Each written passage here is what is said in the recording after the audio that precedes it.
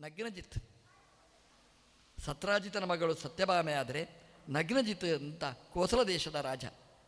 ಅವನಿಗೊಬ್ಬಳು ಮಗಳಿದ್ಲು ನೀಲಾದೇವಿ ಅಂತ. ಅವಳನ್ನು ಸ್ವಯಂವರವನ್ನು ವ್ಯವಸ್ಥೆ ಮಾಡಿ ಮದುವೆ ಮಾಡಿಕೊಡುವ ತೀರ್ಮಾನ ಮಾಡಿದ್ದ. ನಮ್ಮ ದೇವರು ಹೋಗಿದ್ದ, ದುರ್ಯೋಧನಾದಿಗಳು ಎಲ್ಲ ಭಾಗವಹಿಸಿದ್ರು. ಸ್ವಯಂವರಕ್ಕೆ ಎಲ್ಲರೂ ಹೋಗ್ಬೋದು. ಕೆಲವು ಕಡೆ ಬರೀತಾರೆ ನೋಡಿ, ಆಶೀರ್ವಾದವೇ ಉಡುಗೊರೆ, ಕೆಲವರು ಬರೀತಾರೆ ಉಡುಗೊರೆಯೇ ಆಶೀರ್ವಾದ, ಹೀಗೆಲ್ಲ ಬರೀತಾರೆ ಇನ್ವಿಟೇಷನಲ್ಲಿ. ಇದರಲ್ಲಿ ಏನಿತ್ತು ಅಂತಂದರೆ, ಹುಡುಗಿ ಇಚ್ಛೆ ಪಟ್ಟರೆ ನೀವೇ ಅವಳ ಗಂಡ. ಹಾಗಾಗಿ ಎಲ್ಲರೂ ಬಂದಿದ್ದರು ಆ ಸ್ವಯಂವರಕ್ಕೆ. ಆದರೆ ಆ ಸ್ವಯಂವರದ ಪಣ ಏನಿತ್ತು ಅದನ್ನು ನೋಡಿ ಸುಮ್ಮನೆ ತೆಪ್ಪಗೆ ಕೂತಿದ್ರು. ಏನಂದರೆ 7 ಗೂಳಿಗಳು, ಒಳ್ಳೆಯ ಸೊಕ್ಕಿದ ಎತ್ತು 7, ಅದರಲ್ಲಿ ಬರೆದಿಟ್ಟಿದ್ದಾರೆ. ಅದರಲ್ಲಿ ಈ 7 ಗೂಳಿಯನ್ನು ಒಂದೇ ಕಾಲದಲ್ಲಿ ಯಾರು ಹಗ್ಗ ಹಾಕಿ ಕಟ್ಟಿ ಅದನ್ನು ಹಗ್ಗವನ್ನು ಹಿಡ್ಕೊಳ್ತಾನೆ ಅವಳಿಗೆ ನನ್ನ ಮಗಳು ನೀಲೆಯನ್ನು ಮದುವೆ ಮಾಡಿ ಕೊಡ್ತೇನೆ ಅಂತ. ಹಾಗಾಗಿ ಬಂದವರ ಮುಖ ಎಲ್ಲ ನೀಲನೇ ಆಗಿತ್ತು. ನೀಲೆ ಬೇಕು ಅಂತ ಬಯಸಿದವರು ಮುಖ ಎಲ್ಲ ನೀಲ ಕಪ್ಪಾಗಿ ಹೋಗಿತ್ತು. ಯಾಕೆಂತಂದರೆ ಒಂದು ಗೂಳಿಯನ್ನು ಹಿಡಿಯುವುದೇ ಕಷ್ಟ, 7 ಗೂಳಿಯನ್ನು ಹಗ್ಗ ಹಾಕಿ ಕಟ್ಟಬೇಕಲ್ಲ, ಭಾಳ ಕಷ್ಟ, ಅದು ಅಸಾಧ್ಯ ಅಂತ ಎಲ್ಲ ಅದನ್ನು ಬಿಟ್ಟು ದೂರ ಸರಿದು ನಿಂತಿದ್ದರು. ನಮ್ಮ ದೇವರು ಬಂದ. ನಗ್ನಜಿತ್ ರಾಜ ಹೇಳಿದ, ನಿನಗೆ ಬೇಕು ಅಂತಾದರೆ ಕೃಷ್ಣ ಈ ಗೂಳಿಯನ್ನು ಕಟ್ಟು. ಕೃಷ್ಣ ನನಗೇನು ಬೇಡ, ಯಾವ ಹುಡುಗರು ಇಲ್ಲ ಅಲ್ಲಿ. ಹಾಗಾಗಿ ನೀಲೆಯ ಮದುವೆನೇ ಒಂದು ಪ್ರಶ್ನೆಯಾಗಿ ಉಳಿಯಿತು. ಯಾಕಂದರೆ ಷರತ್ತು ಆಗಿದೆ, ಹಗ್ಗ ಹಾಕಿ ಕಟ್ಟಿದರೆ ಮಾತ್ರ ಅಂತ. ಕಟ್ಟಿ ಹಾಕೋರು ಯಾರಿರಲಿಲ್ಲ. ಹಾಗಾಗಿ ನೀಲೆ ಕಲ್ಯಾಣ ರಹಿತಳಾಗಿರಬೇಕಾದಂತಹ ದುರಂತ ಅಂತ ತೀರ್ಮಾನ ಮಾಡಿ, ಕೃಷ್ಣ ನೀನೇ ಮನಸ್ಸು ಮಾಡು ಅಂತ ಪ್ರಾರ್ಥನೆ ಮಾಡಿದಾಗ ನಮ್ಮ ದೇವರು ಆ 7 ಗೂಳಿಯನ್ನು ಒಂದೇ ಕಾಲದಲ್ಲಿ ಕಟ್ಟಿ ಹಾಕಿ ನಿಯಂತ್ರಣೆ ಮಾಡಿ ಅದನ್ನು ಕಟ್ಟಿದ.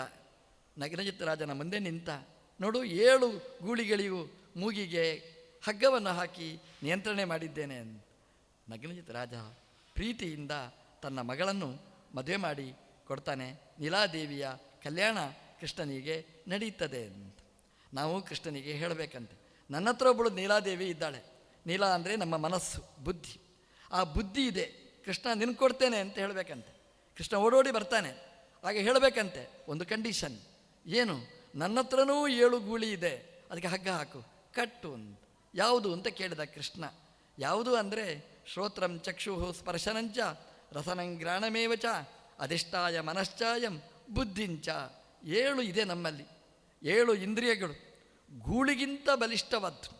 ನಾವು ಹೇಳಿದಾಗೆ ಕೇಳಬೇಕಲ್ಲ, ಅದು ಹೇಳಿದಾಗೆ ನಾವು ಕುಣಿಯುವವರು. ಕಣ್ಣು ಯಾವುದನ್ನು ನೋಡ್ತದೆ ಆ ಕಡೆಗೆ ನಾವು ಹೋಗುವವರು. ಕಿವಿ ಏನು ಹೇಳುತ್ತೆ ಅದರ ಬೆನ್ನ ಹಿಂದೆ ಸಾಗುವವರು. ಒಂದೊಂದು ಗೂಳಿಗಿಂತ ಬಲಿಷ್ಠವಾದ್ದು. ಕೃಷ್ಣನಿಗೆ ಹೇಳಬೇಕು, ಅದನ್ನು ಕಟ್ಟಿ ಹಾಕಿ ನಿಯಂತ್ರಣೆ ಮಾಡು, ನಮ್ಮ ನೀಲೆ ನಿನಗೆ ಅಂತ ಹೇಳಿದರೆ ನಮ್ಮ ದೇವರು ನಮ್ಮ ಗೂಳಿಯನ್ನು ಕಟ್ಟಿ ಹಾಕಿ ನಿಯಂತ್ರಣೆ ಮಾಡಿ ನಮಗೆ ಕೃಷ್ಣ ನೀಲಾದೇವಿಯ ಪತಿಯಾಗಿ ಬಂದು ರಕ್ಷಣೆ ಮಾಡ್ತಾನೆ ಅನ್ನುವ ಚಿಂತನೆ ಭಾಗವತದಲ್ಲಿದೆ. ಮಿತ್ರವಿಂದೆ ಅಂತ ಒಬ್ಬಳು. ಆ ಮಿತ್ರವಿಂದೆ ಕೃಷ್ಣನ ಅತ್ತೆಯ ಮಗಳು. ಅತ್ತೆ ಅಂತಂದರೆ ಕೃಷ್ಣನ ತಂದೆ ವಸುದೇವ, ವಸುದೇವನ ಸಹೋದರಿ ರಾಜಾದಿದೇವಿ. ಆ ರಾಜಾದೇವಿಯ ಮಗಳು ಮಿತ್ರವಿಂದೆ. ಆದರೆ ಭಾವಂದಿರು ವಿರೋಧಿಗಳು ಕೃಷ್ಣನಿಗೆ ಕೊಡಲಿಕ್ಕೆ ಸಾಧ್ಯನೇ ಇಲ್ಲ ಅಂತ. ಕೃಷ್ಣ ಬೇಡ ಅಂತ ಬಿಟ್ಟ. ಆದರೆ ಮಿತ್ರವಿಂದೆ ಮಾತ್ರ ಕೃಷ್ಣನೇ ನನಗೆ ಬೇಕು, ಇನ್ಯಾರೂ ಅಲ್ಲ ಅಂತ ಅವಳದು ಹಠ ಇತ್ತು. ಹಾಗಾಗಿ ಕೃಷ್ಣ ಮಿತ್ರವಿಂದೆಯನ್ನು ಸ್ವೀಕಾರ ಮಾಡ್ತಾನೆ. ಭದ್ರೆ ಅಂತ ಇನ್ನೊಂದು ಸೋದರತ್ತೆಯ ಮಗಳವಳು, ಶ್ರುತಕೀರ್ತಿ ಅಂತ ವಸುದೇವನ ಸಹೋದರಿ. ಅವನ ಮಗಳಾಗಿರ್ತಕ್ಕಂತಹ ಭದ್ರೆಯನ್ನು ಭಗವಂತ ಸ್ವೀಕಾರ ಮಾಡ್ತಾನೆ. ಇನ್ನೊಬ್ಬಳು ಲಕ್ಷಣ ಅಂತ. ಆ ಲಕ್ಷಣೆಯ ಮದುವೆ ಸ್ವಯಂವರ. ದ್ರೌಪದಿ ಸ್ವಯಂವರ ಹೇಗೆ ಹಾಗೆ. ದ್ರೌಪದಿ ಸ್ವಯಂವರದಲ್ಲಿ ಮೇಲಿದ್ದ ಆ ಯಂತ್ರ, ಮತ್ಸ್ಯಯಂತ್ರ, ಅದನ್ನು ಭೇದಿಸಬೇಕು. ಅರ್ಜುನ ಭೇದಿಸಿದ್ದ. ಕೃಷ್ಣನಿಗೂ ಹಾಗಾಗಿತ್ತು. ಯಾವ ರಾಜರುಗಳಿಗೂ ಆಗಲಿಲ್ಲ. ಕರ್ಣಾದಿಗಳೆಲ್ಲ ಭಾಗವಹಿಸಿದ್ರು. ಅದು ಏನು ಅಂತಂದರೆ, ದ್ರೌಪದಿ ಸ್ವಯಂವರದಲ್ಲಿ ಆ ಲಕ್ಷ್ಯ ಕಾಣ್ತಿತ್ತು ಕೆಳಗೆ, ತೈರದಲ್ಲಿ ಪ್ರತಿಬಿಂಬ ಕಾಣ್ತಿತ್ತು. ಪ್ರತಿಬಿಂಬ ನೋಡಿ ಬಾಣಪ್ರಯೋಗ ಮಾಡಿ ಆ ಯಂತ್ರವನ್ನು ಬೀಳಿಸಬೇಕಿತ್ತು. ಇದು ಹಾಗಲ್ಲ. ಅದರ ಲಕ್ಷ್ಯದ ದ್ವಾರ ಮೇಲ್ಮುಖವಾಗಿತ್ತು.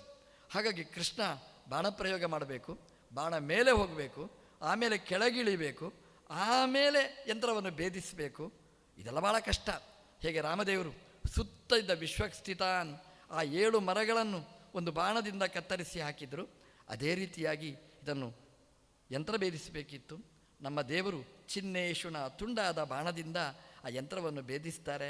ಲಕ್ಷಣೆಯನ್ನು ಮದುವೆ ಮಾಡಿಕೊಳ್ತಾರೆ ಸ್ವಯಂವರದಲ್ಲಿ. ಹೀಗೆ ಅಷ್ಟಮಹಿಷೆಯರ ಪತಿಯಾಗ್ತಾನೆ ನಮ್ಮ ದೇವರು ಕೃಷ್ಣ. ಮಹಾಮಹಿಷಿಯರು ಅವರ ಪತಿಯಾಗಿ ಭಗವಂತ ಅವರಿಗೆಲ್ಲ ಆನಂದವನ್ನು ನೀಡಿದ. ನರಕಾಸುರ ಅಂತ ಹೆಸರೇ ಹೇಳುವ ಹಾಗೆ ಮಹಾದೈತ್ಯ. ಅವನ ಆಧಿಪತ್ಯ ಹೇಗೆ ಅಂತಂದರೆ, ಅವತ್ತಿನ ಕಾಲದ ರಾಜರು ಅಂತ ಯಾರಿದ್ದರು ಅವರ ಮಕ್ಕಳನ್ನೆಲ್ಲ ಅರೆಸ್ಟ್ ಮಾಡಿದ್ದ, ಸೆರೆಮನೆಯಲ್ಲಿ ಇಟ್ಟಿದ್ದ, ಎಲ್ಲರನ್ನೂ ಒಂದು ಗೂಡಲ್ಲಿ ಹಾಕಿ ಕೂಡಿಸಿಟ್ಟಿದ್ದ. ಎಷ್ಟು ಜನ ಅವರು? 16,000 ತುಂಡರಸರು, 16,000 ಹುಡುಗಿಯರನ್ನು ಒಂದು ಕೋಣೆಯಲ್ಲಿ ಹಾಕಿ ಅವರನ್ನು ಬಂಧನದಲ್ಲಿ ಇಳಿಸಿದ್ದ. ಈ ಕೋಳಿ ಹಿಡ್ಕೊಂಡು ಹೋಗ್ತಾರೆ ನಡೆದು ಟೆಂಪೋದಲ್ಲಿ, ಹಾಗೆ ಎಲ್ಲ ಹುಡುಗಿಯರನ್ನು ಹಾಕಿ ಬಂಧನದಲ್ಲಿ ವಿಲವಿಲ ಅಂತ ಒದ್ದಾಡುವ ಹಾಗೆ ಮಾಡ್ತಿದ್ದಂತೆ. ಅವನ ದುರುದ್ದೇಶ ಇತ್ತು, ಕೆಟ್ಟ ಉದ್ದೇಶ. ಹಾಗೆ ಎಲ್ಲ ರಾಜರುಗಳು ಕೃಷ್ಣನಿಗೆ ತನ್ನ ಮನವಿಯನ್ನು ಸಲ್ಲಿಸಿದರು. ದೇವಲೋಕದಿಂದ ಇಂದ್ರನೂ ಮನವಿ ಸಲ್ಲಿಸಿದ್ದ. ಇಂದ್ರನದು ಒಂದು ಪ್ರಾಬ್ಲಮ್ ಇತ್ತು. ಇಂದ್ರನಿಗೂ ನರಕಾಸುರ ಕೀಟ್ಲೆ ಕೊಟ್ಟಿದ್ದ. ಇಂದ್ರನ ಅಮ್ಮ ದೇವತೆಗಳ ತಾಯಿ ಅದಿತಿ ದೇವಿ, ಅವಳ ಕುಂಡಲವನ್ನು ನರಕಾಸುರ ದೇವಲೋಕಕ್ಕೆ ಹೋದಾಗ ಬಲಾತ್ಕಾರವಾಗಿ ಕಿವಿಗೆ ಕೈ ಹಾಕಿ ಕಿತ್ತು ತಂದು ತಾನು ಇಟ್ಟುಕೊಂಡಿದ್ದ ನರಕಾಸುರ. ಅದಕ್ಕೆ ಗಲೇಜ್ ಅಂತ ಹೇಳೋದು, ನರಕ ಅಂತ ಹೆಸರು ಅವನಿಗೆ.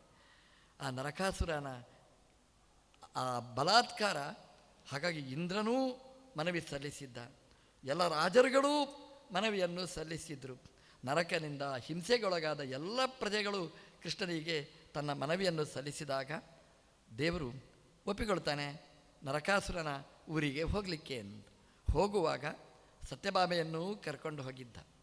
ಒಂದು ಸಭೆ, ಆ ಸಭೆಯಲ್ಲಿ ಕೃಷ್ಣ ಮತ್ತು ರುಕ್ಮಿಣೀ ದೇವಿ ಒಟ್ಟಿಗಿದ್ದರು, ಆರಾಮವಾಗಿದ್ದರು. ದೊಡ್ಡ ಸಭೆ ಅದು. ನಾರದರು ಬಂದರು, ಸುಮ್ಮನೆ ಬೇಡವಾದ ಕೆಲಸ ಅವರಿಗೆ. ಒಂದು ಪುಷ್ಪ ತಂದರು ಬರುವಾಗ, ತರಲಿ, ಅದೇನು ತೊಂದರೆ ಏನಿಲ್ಲ. ಕೃಷ್ಣನ ಕೈಯಲ್ಲಿ ಕೊಟ್ಟರು.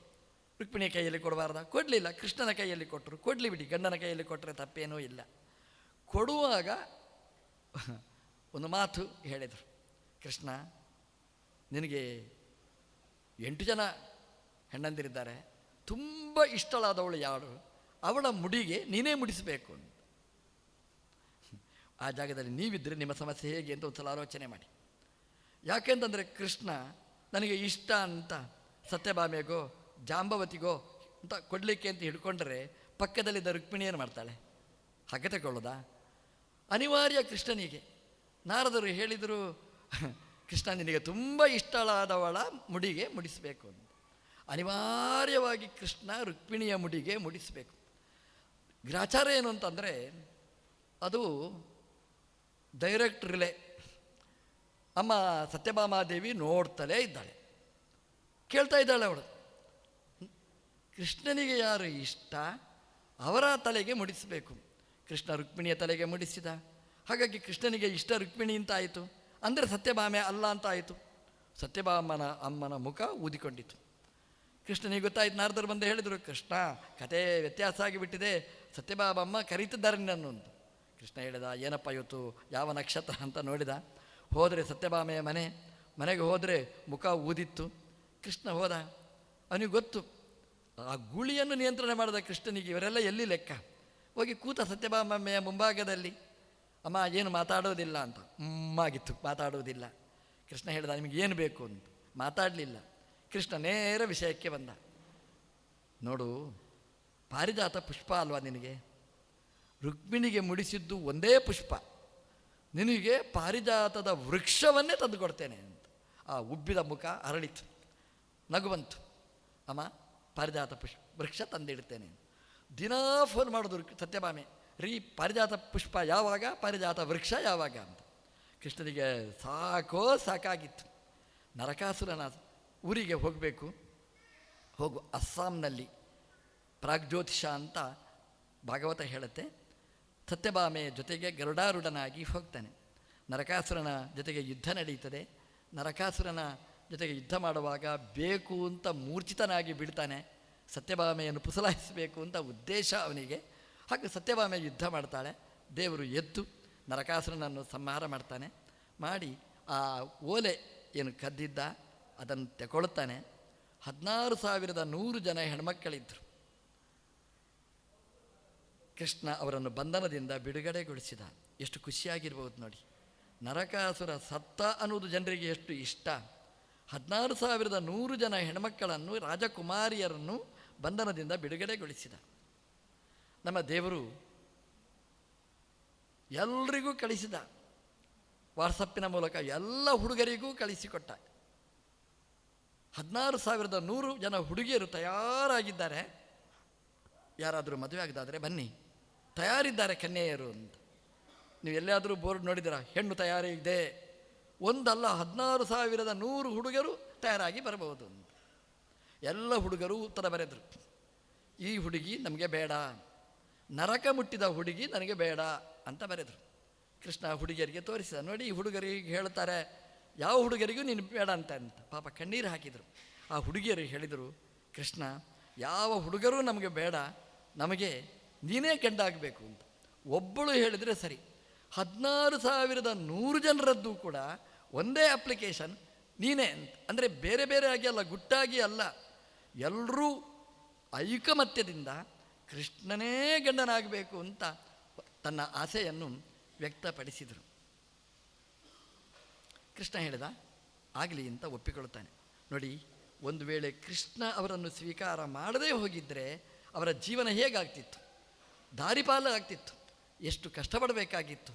ಕೃಷ್ಣ 16,100 ಜನ ಹೆಣ್ಮಕ್ಕಳ ಜೀವನಕ್ಕೆ ನಂದಾದೀಪನಾದ.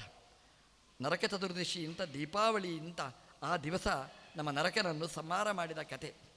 ಅದೇ ಜೊತೆಗೆ ನಾವು ದೀಪಾವಳಿ ಆಚರಣೆ ಮಾಡ್ತೇವೆ. ನಾವು ಯಾಕೆ ಆಚರಣೆ ಮಾಡ್ತೇವೆ ಅಂತಂದರೆ, ನರಕ ಸತ್ತ ಅಷ್ಟೇ ಅಲ್ಲ, ಅದರ ಜೊತೆಗೆ 16,100 ಜನ ಹೆಣ್ಮಕ್ಕಳ ಪಾಲಿಗೆ ನಮ್ಮ ದೇವರು ನಂದಾದೀಪನಾದ, ಭಾಗ್ಯದೇವತೆಯಾದ ಅಂತ ಆ ದೀಪವನ್ನು ಉರಿಸುವ ಮೂಲಕ ದೀಪಾವಳಿಯನ್ನು ಆಚರಣೆ ಮಾಡುವ ಕ್ರಮ ನಮ್ಮಲ್ಲಿ ಬೆಳೆದು ಬಂತು. ನಮ್ಮ ದೇವರು ಆ 16,100 ಜನ ಹೆಣ್ಮಕ್ಕಳನ್ನು ಅವರ ಆಸೆಯ ಮೇರೆಗೆ ಭಗವಂತ ಸ್ವೀಕಾರ ಮಾಡಿದ. ಅವರು 10 ವರ್ಷ ತುಂಬುವ ಮುನ್ನ, ಅವರಿಗೆ 10 ವರ್ಷವೂ ಆಗಲಿಲ್ಲ, ಅಕ್ಷತ ಯೋನಯ ಅಂತ ಹೇಳ್ತಾರೆ. ಅಂತಹ ಹುಡುಗಿಯರನ್ನು ನಮ್ಮ ದೇವರು ದ್ವಾರಕೆಗೆ ಕಳಿಸಿಕೊಡ್ತಾನೆ. ಪಲ್ಲಕ್ಕಿಯಲ್ಲಿ, ಬಂಗಾರದ ಪಲ್ಲಕ್ಕಿಯಲ್ಲಿ ಅಷ್ಟು ಜನರನ್ನು ಪ್ರತ್ಯೇಕ ಪಲ್ಲಕ್ಕಿ, ರಾಜಕುಮಾರಿಯರವರು, ಅವರನ್ನು ಕಳಿಸ್ತಾನೆ ದ್ವಾರಕೆಗೆ. ದೇವರು ದೇವಲೋಕಕ್ಕೆ ಹೋಗ್ತಾನೆ. ದೇವಲೋಕಕ್ಕೆ ಹೋಗಿ ಪಾರಿಜಾತ ಪುಷ್ಪವನ್ನು, ಓಲೆಯನ್ನು ಅದಿತಿ ದೇವಿಗೆ ಕೊಟ್ಟು, ಪಾರಿಜಾತದ ವೃಕ್ಷವನ್ನು ಗರುಡನ ಮೇಲೆ ಇಟ್ಟು ವಾಪಸ್ ಸತ್ಯಭಾಮೆಯ ಮನೆಗೆ ಬರ್ತಾರೆ. ಸತ್ಯಭಾಮೆಗೆ ಭಾರೀ ಖುಷಿ. ಹಾಗಾಗಿ ಸ್ಪೆಷಲ್ ಫೋನ್ ಮಾಡಿ ಹೇಳಿದ್ದಾಳೆ ರುಕ್ಮಿಣಿ ದೇವಿಗೆ, ಅಮ್ಮ ನಾನು ಬರ್ತಾ ಇದ್ದೇನೆ ಅಂತ. ಸತ್ಯಭಾಮೆಯ ಮನೆಗೆ ದೇವರು ಬಂದಿದ್ದಾನೆ. ಸತ್ಯಭಾಮೆ ಹತ್ರ ಕೇಳಿದ ಕೃಷ್ಣ, ಪಾರಿಜಾತ ವೃಕ್ಷ ಎಲ್ಲಿ ನಡಬೇಕು ಅಂತ. ಅವಳು ಎಲ್ಲಿ ಬೇಕಾದರೂ ನಡಿ, ನಮ್ಮದೇ ಜಾಗ ಇಲ್ಲ ಅಂತ ಹೇಳ್ತಾಳೆ. ಹಾಗಲ್ಲಮ್ಮ, ಈ ನೆಟ್ಟರೆ ಮತ್ತೆ ತೆಗೆದರೆ ಮತ್ತೆ ಪುನಃ ನಡಲಿಕ್ಕಾಗೋದಿಲ್ಲ, ಸತ್ತೋಗುತ್ತೆ, ಎಲ್ಲಿ ಹೇಳು ಅಂತ. ಅವಳು ಆಲೋಚನೆ ಮಾಡಿ ಹೇಳ್ತಾಳೆ. ಆ ಕಂಪೌಂಡ್ ವಾಲ್ನ ಪಕ್ಕದಲ್ಲಿ, ಆಚೆ ರುಕ್ಮಿಣಿಯ ಮನೆ, ಈಚೆ ಸತ್ಯಭಾಮೆಯ ಮನೆ, ಆ ಕಂಪೌಂಡ್ ವಾಲಲ್ಲಿ ನಡಬೇಕು ಅಂತ ಹೇಳಿದ್ರು. ಕೃಷ್ಣ ಹೇಳಿದ, ಆಲೋಚನೆ ಮಾಡು, ಮತ್ತೆ ಪುನಃ ಕಂಪ್ಲೇಂಟ್ ಬರಬಾರ್ದು. ಇಲ್ಲ, ಆ ರುಕ್ಮಿಣಿ ದಿನಾ ನೋಡಬೇಕು ಆ ಪಾರಿಜಾತ ವೃಕ್ಷ, ಪಾರಿಜಾತ ಪುಷ್ಪ, ಅವಳು ಸುಸ್ತಾಗಬೇಕು ಅವಳಿಗೆ. ಹೀಗೆ ಮಾಡಿದ. ಆಯಿತು ಅಂತ ದೇವರು ಪಾರಿಜಾತ ವೃಕ್ಷವನ್ನು ಕಂಪೌಂಡ್ ವಾಲಲ್ಲಿ ನೆಟ್ಟ. ಮರುದಿವಸನೇ ಜಗಳ ಪ್ರಾರಂಭ. ಅದೇನು ಅಂದರೆ, ಪಾರಿಜಾತ ವೃಕ್ಷದ ಪುಷ್ಪ ಎಲ್ಲ ರುಕ್ಮಿಣಿ ಕಂಪೌಂಡಿಗೆ ಬೀಳೋದು.